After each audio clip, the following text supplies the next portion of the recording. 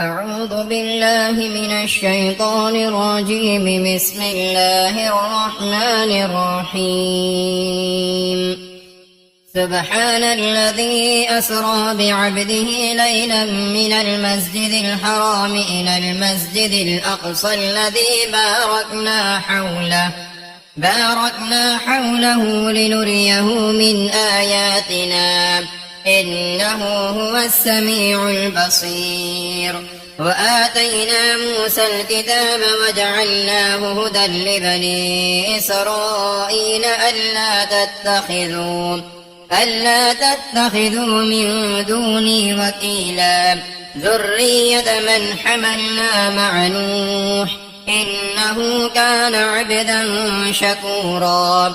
وقضينا إلى بني إسرائيل في الكتاب لتفسدن في الأرض مرتين ولتعلن علوا كبيرا. فإذا جاء وعد أولاهما بعثنا عليكم عبادا لنا أولي بأس شديد فجاسوا خلال الديار وكان وعدا مفعولا. ثم رددنا لكم الكرة عليهم وأمددناكم بأموال وبنين وجعلناكم أكثر نفيرا. إن أحسنتم لأنفسكم وإن أسأتم فلها. فإذا جاء وعد الآخرة ليسوءوا وجوهكم وليدخلوا المسجد كما دخلوه أول مرة وليتبروا ما علوا تتبيرا. عسى ربكم أن يرحمكم وإن عدتم عدنا وجعلنا جهنم للكافرين حصيرا. إن هذا القرآن يهدي للتي هي أقوم ويبشر المؤمنين الذين يعملون الصالحات أن لهم أجرا كبيرا. وأن الذين لا يؤمنون بالآخرة أعتدنا لهم عذابا أليما. ويدعو الإنسان بالشر دعاءه بالخير وكان الإنسان عجولا. وجعلنا الليل والنهار آيتين فمحونا آية الليل وجعلنا آية النهار مبصرة لتبتغوا فضلا من ربكم ولتعلموا عدد السنين والحساب وكل شيء فصلناه تفصيلا. وكل إنسان ألزمناه طائره في عنقه ونخرج له يوم القيامة كتابا يلقاه منشورا. اقرأ كتابك كفى بنفسك اليوم عليك حسيبا. من اهتدى فإنما يهتدي لنفسه ومن ضل فإنما يضل عليها ولا تزر وازرة وزر أخرى وما كنا معذبين حتى نبعث رسولا. وإذا أردنا أن نهلك قرية أمرنا مترفيها ففسقوا فيها فحق عليها القول فدمرناها تدميرا. وكم أهلكنا من القرون من بعد نوح وكفى بربك بذنوب عباده خبيرا بصيرا. من كان يريد العاجلة عجلنا له فيها ما نشاء لمن نريد ثم جعلنا له جهنم يصلاها مذموما مدحورا. ومن أراد الآخرة وسعى لها سعيها وهو مؤمن فأولئك كان سعيهم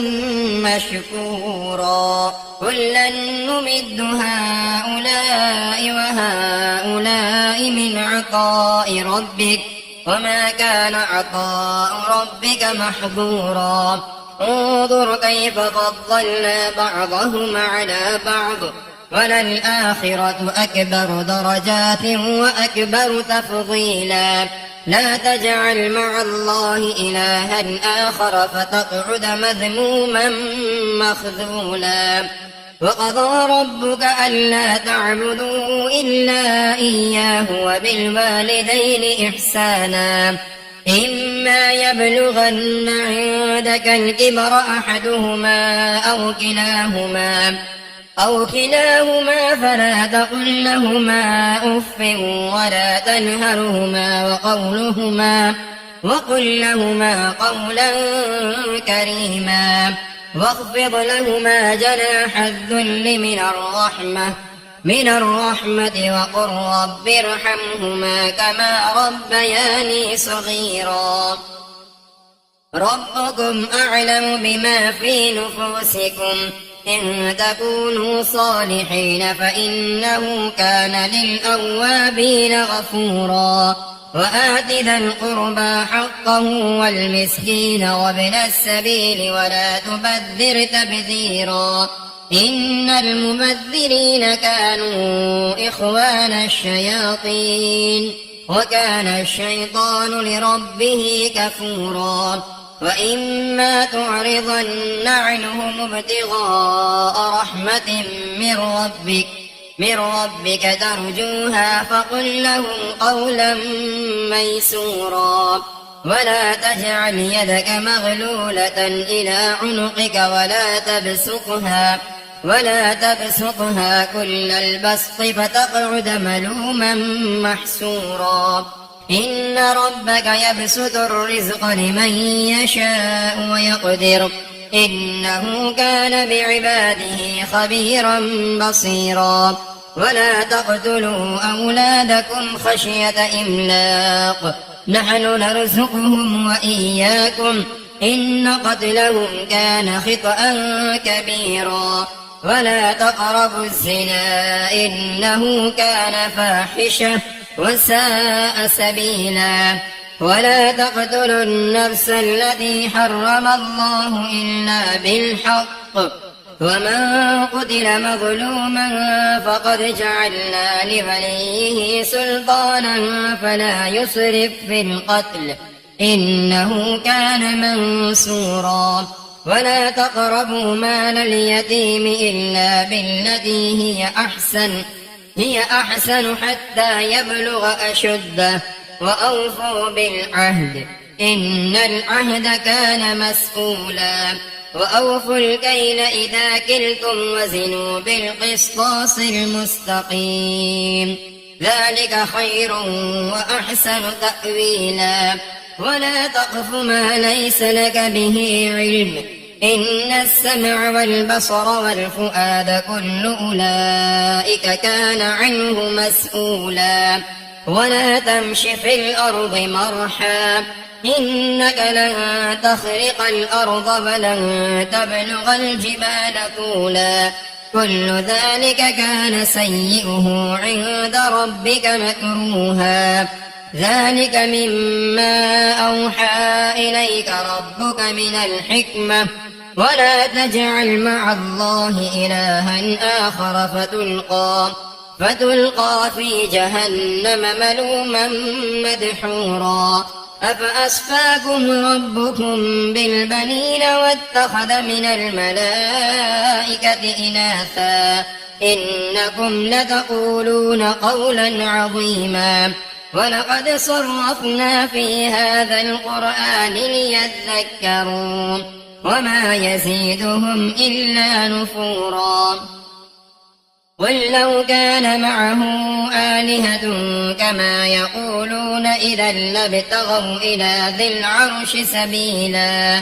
سبحانه وتعالى عما يقولون علوا كبيرا تسبح له السماوات السبع والأرض ومن فيهن وإن من شيء إلا يسبح بحمده ولكن لا تفقهون تسبيحهم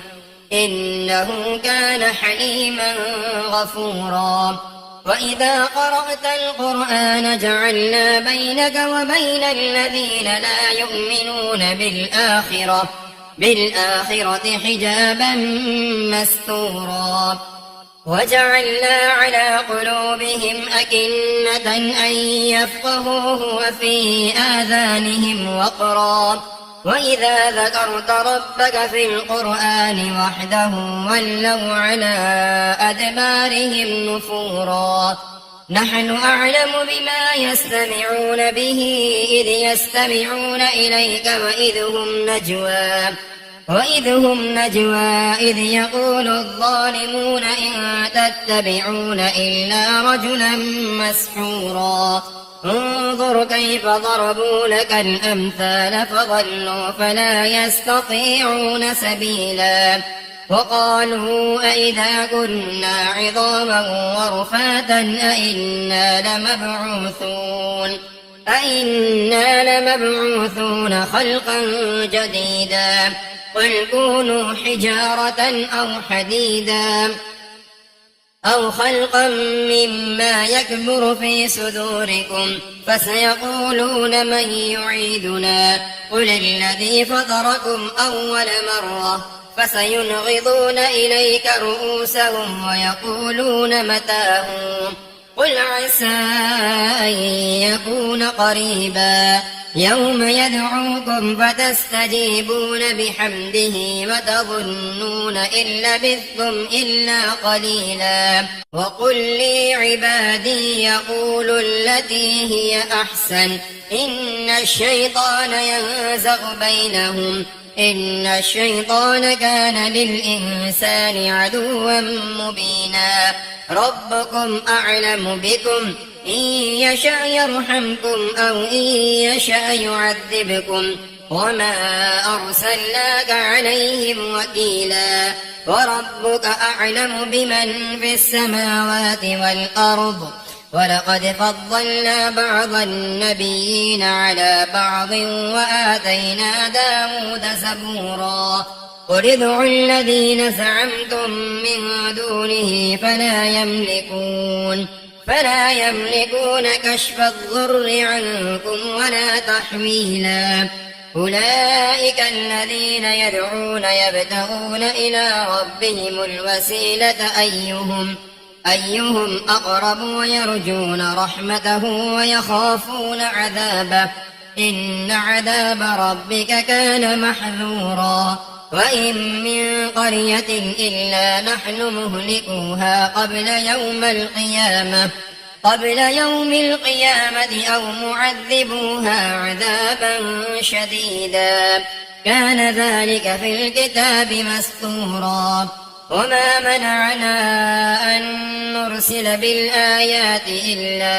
أن كذب بها الأولون وآتينا ثمود الناقة مبصرة فظلموا بها وما نرسل بالآيات إلا تخويفا وإذ قلنا لك إن ربك أحاط بالناس وما جعلنا الرؤيا التي أريناك إلا فتنة للناس والشجرة الملعونة في القرآن ونخوفهم فما يزيدهم إلا طغيانا كبيرا وإذ قلنا للملائكة اسجدوا لآدم فسجدوا إلا إبليس قال أأسجد لمن خلقت طينا قال أرأيتك هذا الذي كرمت علي لئن أخرتني إلى يوم القيامة لأحتنكن ذريته إلا قليلا قال اذهب فمن تبعك منهم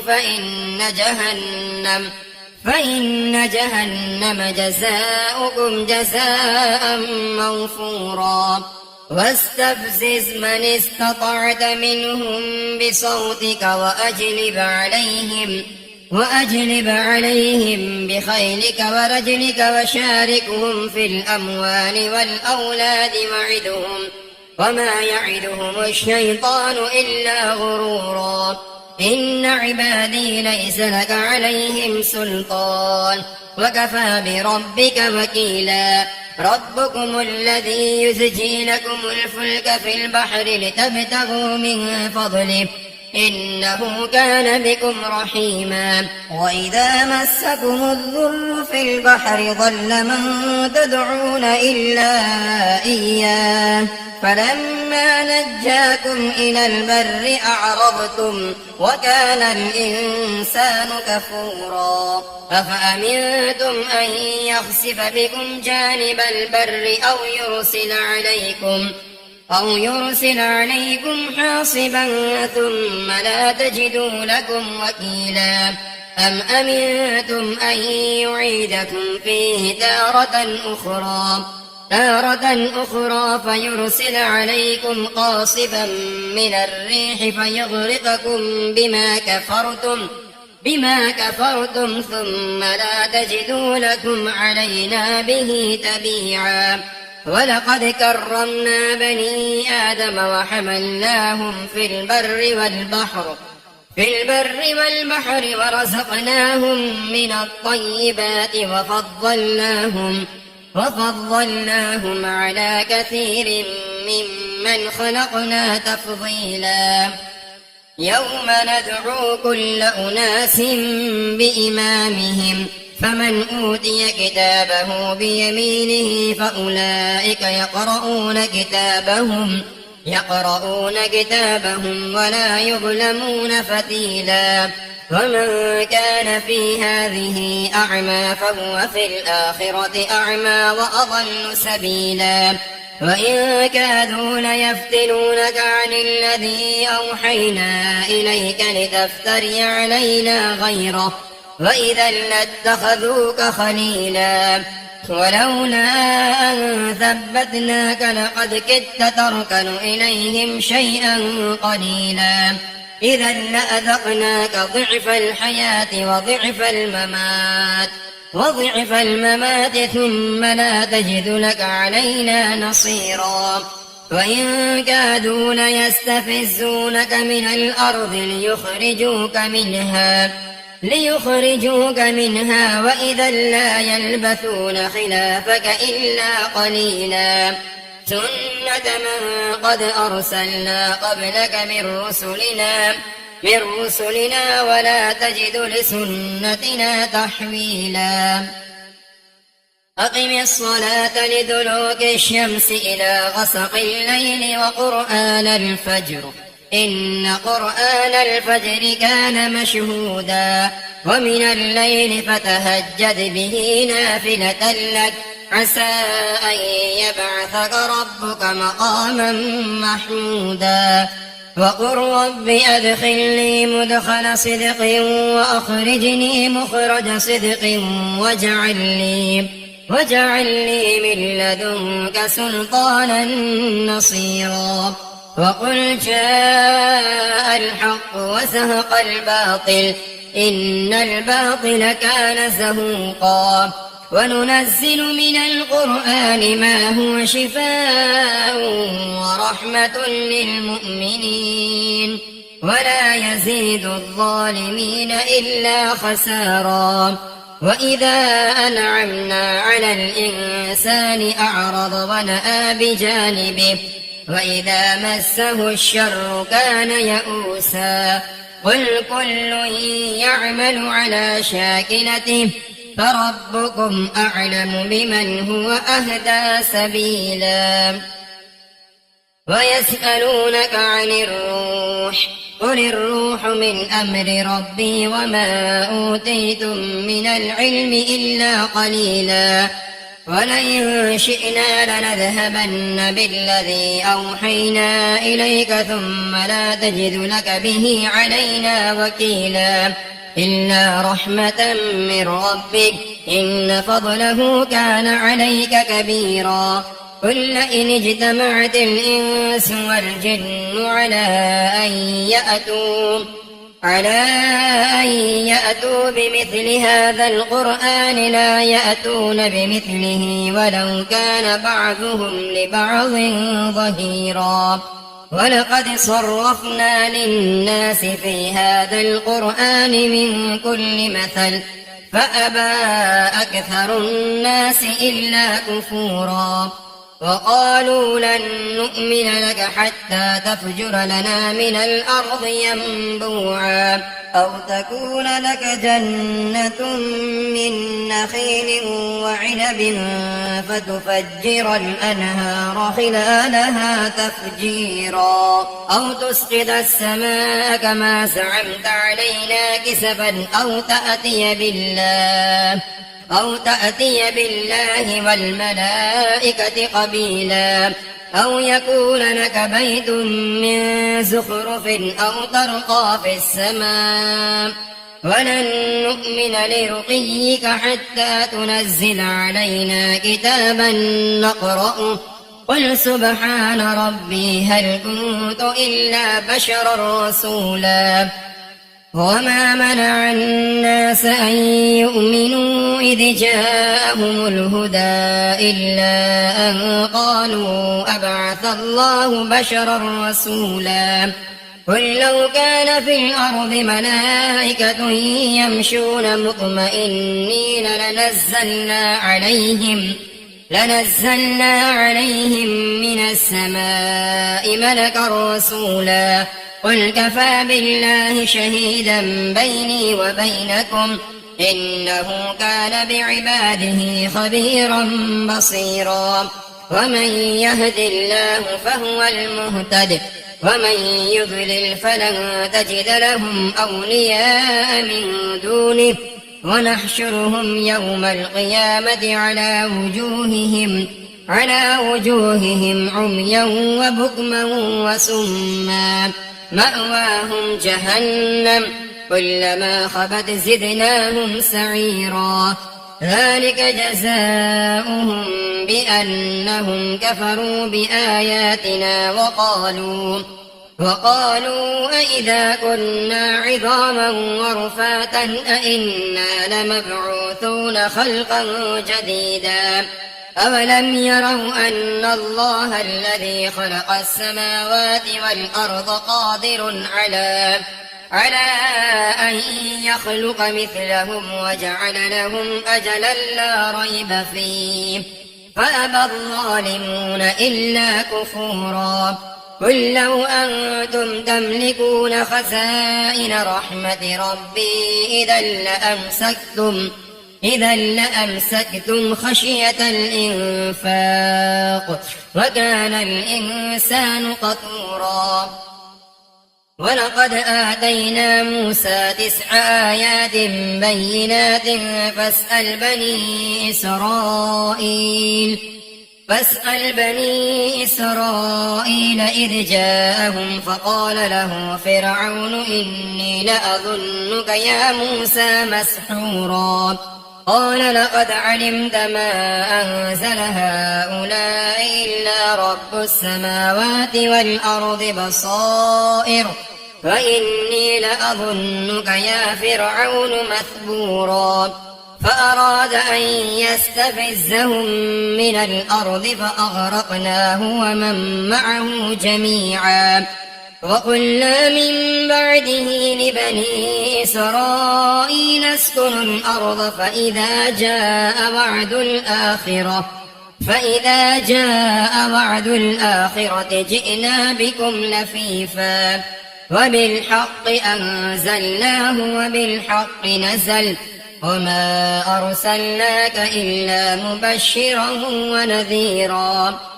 وقرآنا فرقناه لتقرأه على الناس على مكث ونزلناه تنزيلا قل آمنوا به أو لا تؤمنوا إن الذين أوتوا العلم من قبله إذا يتلى عليهم يخرون للأذقان سجدا ويقولون سبحان ربنا إن كان وعد ربنا لمفعولا ويخرون للأذقان يبكون ويزيدهم خشوعا قل ادعوا الله أو ادعوا الرحمن أيما تدعوا فله الأسماء الحسنى ولا تجهر بصلاتك ولا تخافت بها وابتغ بين ذلك سبيلا وقل الحمد لله الذي لم يتخذ ولدا ولم يكن له شريك في الملك ولم يكن له ولي من الذل وكبره تكبيرا. بسم الله الرحمن الرحيم. الحمد لله الذي أنزل على عبده الكتاب ولم يجعل له عوجا قيما لينذر بأسا شديدا من لدنه ويبشر المؤمنين الذين يعملون الصالحات أن لهم أجرا حسنا ماكثين فيه أبدا وينذر الذين قالوا اتخذ الله ولدا ما لهم به من علم ولا لآبائهم كبرت كلمة تخرج من أفواههم إن يقولون إلا كذبا فلعلك باخع نفسك على آثارهم إن لم يؤمنوا بهذا الحديث أسفا إنا جعلنا ما على الأرض زينة لها لنبلوهم أيهم أحسن عملا وإنا لجاعلون ما عليها صعيدا جرزا أم حسبت أن أصحاب الكهف والرقيم كانوا من آياتنا عجبا إذ أوى الفتية إلى الكهف فقالوا ربنا آتنا من لدنك رحمة وهيئ لنا من أمرنا رشدا فضربنا على آذانهم في الكهف سنين عددا ثم بعثناهم لنعلم أي الحزبين أحصى لما لبثوا أمدا نحن نقص عليك نبأهم بالحق إنهم فتية آمنوا بربهم وزدناهم هدى وربطنا على قلوبهم إذ قاموا فقالوا ربنا رب السماوات والأرض لن ندعو من دونه إلها لقد قلنا إذا شططا هؤلاء قومنا اتخذوا من دونه آلهة لولا يأتون عليهم بسلطان بين فمن أظلم ممن افترى على الله كذبا وإذ اعتزلتموهم وما يعبدون إلا الله فأووا إلى الكهف ينشر لكم ربكم من رحمته ويهيئ لكم من أمركم مرفقا وترى الشمس إذا طلعت تزاور عن كهفهم ذات اليمين وإذا غربت تقرضهم ذات الشمال وهم في فجوة منه ذلك من آيات الله من يهد الله فهو المهتد ومن يضلل فلن تجد له وليا مرشدا وتحسبهم أيقاظا وهم رقود ونقلبهم ذات اليمين وذات الشمال وكلبهم باسط ذراعيه بالوصيد لو اطلعت عليهم لوليت منهم فرارا ولملئت منهم رعبا وكذلك بعثناهم ليتساءلوا بينهم قال قائل منهم كم لبثتم قالوا لبثنا يوما أو بعض يوم قالوا ربكم أعلم بما لبثتم فبعثوا أحدكم بورقكم هذه إلى المدينة فلينظر أيها أزكى طعاما فليأتكم برزق منه وليتلطف ولا يشعرن بكم أحدا إنهم إن يظهروا عليكم يرجموكم أو يعيدوكم في ملتهم ولن تفلحوا إذا أبدا وكذلك أعثرنا عليهم ليعلموا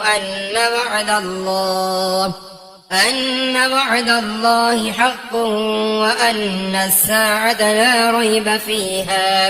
إذ يتنازعون بينهم أمرهم فقالوا ابنوا عليهم بنيانا ربهم أعلم بهم قال الذين غلبوا على أمرهم لنتخذن عليهم مسجدا سيقولون ثلاثة رابعهم كلبهم ويقولون خمسة سادسهم كلبهم رجما بالغيب ويقولون سبعة وثامنهم كلبهم قل ربي أعلم بعدتهم ما يعلمهم إلا قليل فلا تمار فيهم إلا مراء ظاهرا ولا تستفت فيهم منهم أحدا ولا تقولن لشيء إني فاعل ذلك غدا إلا أن يشاء الله واذكر ربك إذا نسيت وقل عسى أن يهديني ربي لأقرب من هذا رشدا ولبثوا في كهفهم 300 سنين وازدادوا 9 قل الله أعلم بما لبثوا له غيب السماوات والأرض أبصر به وأسمع ما لهم من دونه من ولي ولا يشرك في حكمه أحدا واتل ما أوحي إليك من كتاب ربك لا مبدل لكلماته ولن تجد من دونه ملتحدا واصبر نفسك مع الذين يدعون ربهم بالغداة والعشي يريدون وجهه ولا تعد عيناك عنهم تريد زينة الحياة الدنيا ولا تطع من أغفلنا قلبه عن ذكرنا واتبع هواه وكان أمره فرطا وقل الحق من ربكم فمن شاء فليؤمن ومن شاء فليكفر إنا أعتدنا للظالمين نارا أحاط بهم سرادقها وإن يستغيثوا يغاثوا بماء كالمهل يشوي الوجوه بئس الشراب وساءت مرتفقا إن الذين آمنوا وعملوا الصالحات إنا لا نضيع أجر من أحسن عملا أولئك لهم جنات عدن تجري من تحتهم الأنهار يحلون فيها من أساور من ذهب ويلبسون ثيابا خضرا من سندس واستبرق متكئين فيها على الأرائك نعم الثواب وحسنت مرتفقا واضرب لهم مثل الرجلين جعلنا لأحدهما جنتين من أعناب وحففناهما بنخل وجعلنا بينهما زرعا تلك الجنتين آتت أكلها ولم تظلم منه شيئا وفجرنا خلالهما نهرا وكان له ثمر فقال لصاحبه وهو يحاوره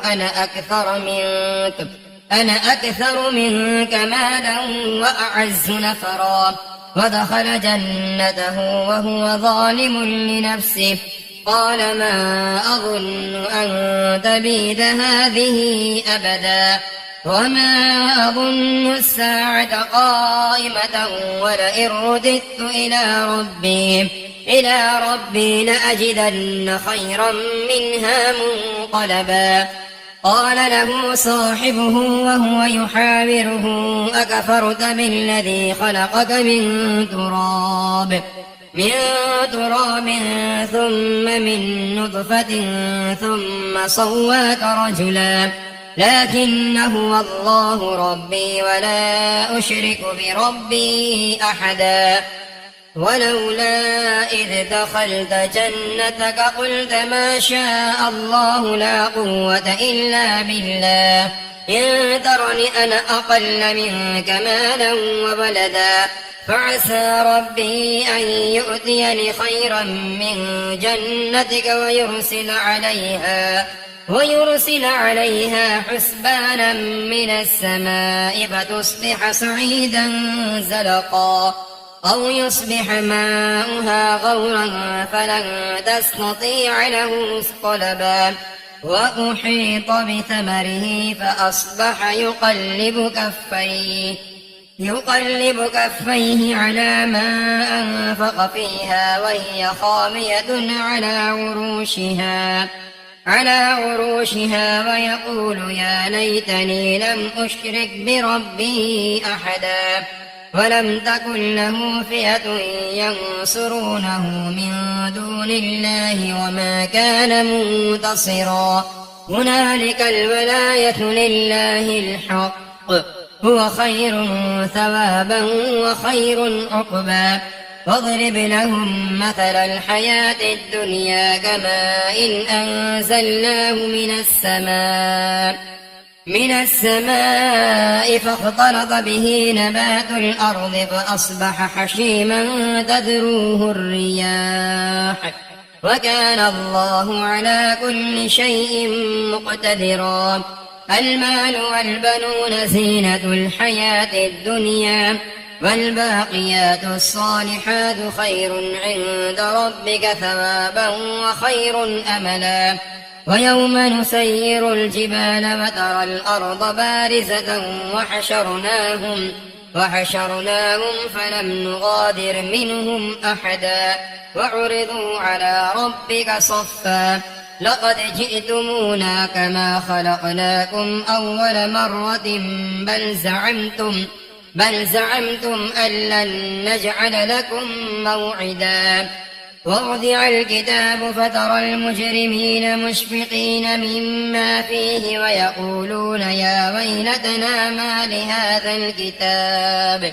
ما لهذا الكتاب لا يغادر صغيرة ولا كبيرة إلا أحصاها ووجدوا ما عملوا حاضرا فلا يظلم ربك أحدا وإذ قلنا للملائكة اسجدوا لآدم فسجدوا إلا إبليس كان من الجن ففسق عن أمر ربه أفتتخذونه وذريته أولياء من دوني وهم لكم عدو بئس للظالمين بدلا ما أشهدتهم خلق السماوات والأرض ولا خلق أنفسهم وما كنت متخذ المضلين عضدا ويوم يقول نادوا شركائي الذين زعمتم فدعوهم فلم يستجيبوا لهم وجعلنا بينهم موبقا ورأى المجرمون النار فظنوا أنهم مواقعوها ولم يجدوا عنها مصرفا ولقد صرفنا في هذا القرآن للناس من كل مثل وكان الإنسان أكثر شيء جدلا وما منع الناس أن يؤمنوا إذ جاءهم الهدى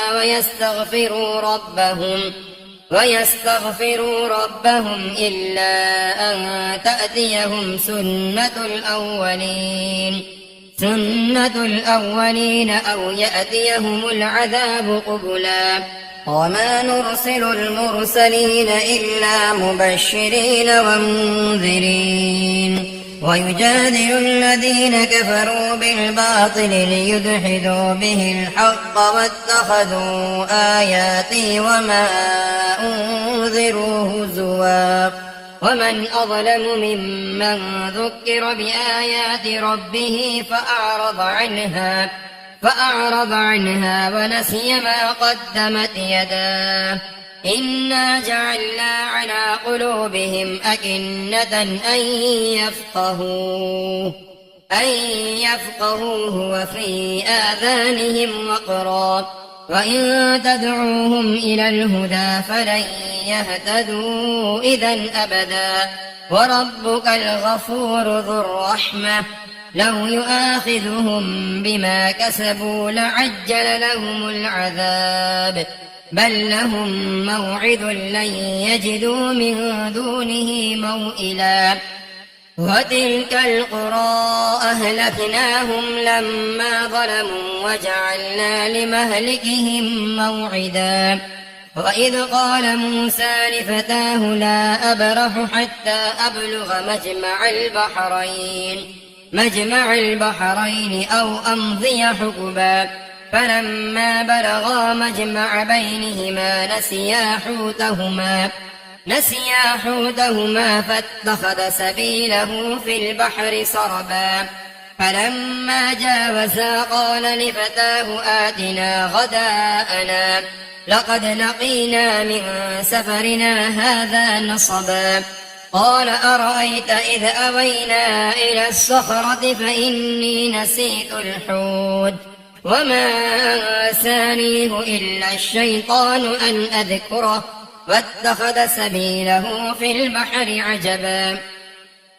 قال ذلك ما كنا نبغ فارتدا على آثارهما قصصا فوجدا عبدا من عبادنا آتيناه رحمة من عندنا